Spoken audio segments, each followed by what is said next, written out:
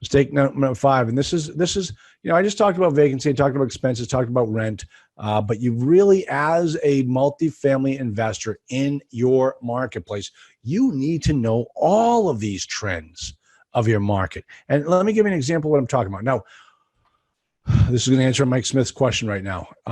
Where is the average best place to find average vacancy in your market and submarket along with absorption rate? Okay, listen, there are many different places, and different markets will have different sources. I'm going to show you, and if for those of you that have not looked at this, if you're looking at some particular, if you're looking in some particular markets and you haven't even gone to this most basic site, then shame on you. You need to be doing this type of data and start to keep track of trends on your on an Excel spreadsheet. Build out the most beautiful model so that you know exactly what it takes to own and operate property in that area. All right, so let's take a look at this right now. Guys, I got this from City. Yeah, Ray Johnson says City Data. City Data is great. And also, if you go back to the multifamily business building program, look on there. We have a whole bunch of different sites that'll help you identify what's going on in your market. So Ray Peters, I'm sorry, Ray Johnson. All right, so this is directly from Marcus and Millichap. You can go to the Marcus and Millichap website and download the area reports for I think 28 different markets. All right, so this is exactly what I'm talking about as it relates to the sub-market trends. Look at this. And this is here in Boston. Rockingham, that's southern New Hampshire. South Essex County, that's way down. Oh, that's like Queen Anne. East Middlesex County, that's like Lowell. Fenway, right there in the city of Boston. There's Lowell proper. Southwest Boston. This goes to show you all the different submarkets in Boston. So if you're saying, let's take a look at some of these different, actually look at the vacancy rate in Boston. This is why there's so much construction going on in Boston. I mean, look at the in-town Boston is 4.2. I mean, look at Rockingham, southern New Hampshire. Why isn't John Child buying up everything in southern New Hampshire? Look at the vacancy rate, 1.85.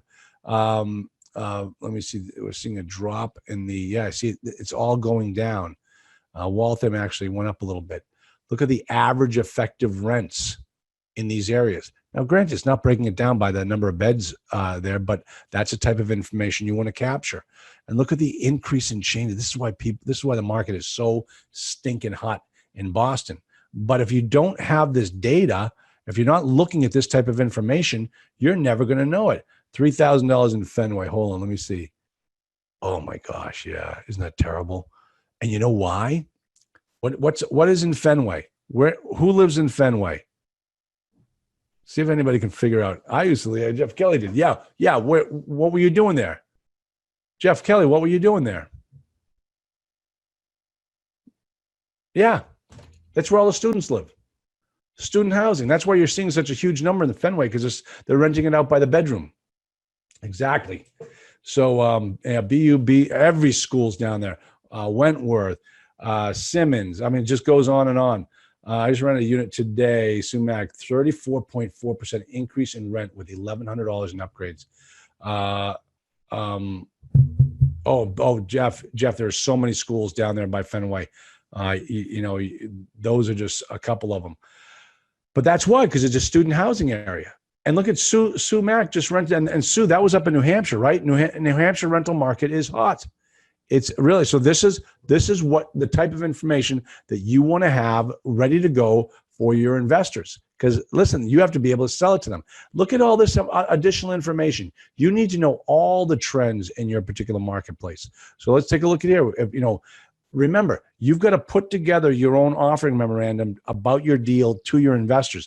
This type of information is exactly what you want to have in the discussion. All right. And this all comes from the Marcus and Millichap report on Boston. And they have them for 20 different schools, 20 different marketplaces. Look at this. It talks about the vacancy. It talks about the rent. Vacancy will fall to 3.4% in 2019 after declining 50 basis points last year. Availability lies under 3% in multiple market segments.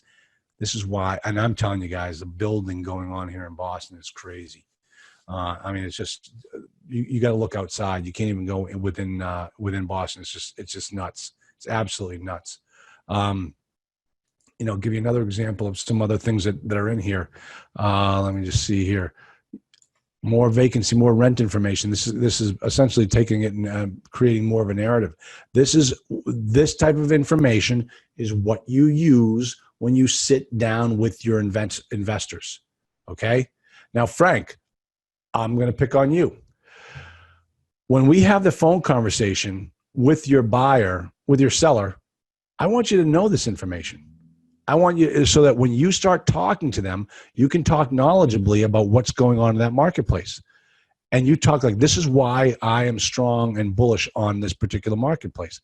You need this type of information. And what you really might want to do is put together